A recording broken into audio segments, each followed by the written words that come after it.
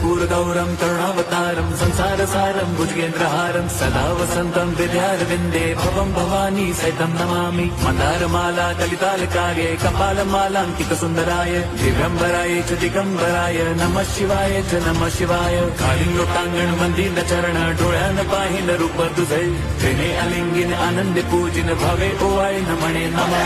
त्वमेव माता पिता त्वमेव बन्धुश्च सखा त्वमेव विद्या द्रविणं त्वमेव सर्वं मम देवदेव। कायेन वाचा मनसेन्द्रियैर्वा बुद्ध्यात्मना वा प्रकृतिस्वभावात् करोमि यद्यत् सकलं परस्मै नारायणायति समर्पयामि। अच्युतं केशवं राम नारायणं कृष्णदामोदरं वासुदेवं हरिं श्रीधरं माधवं गोपिकावल्लभं जानकीनायकं रामचन्द्रं भजे।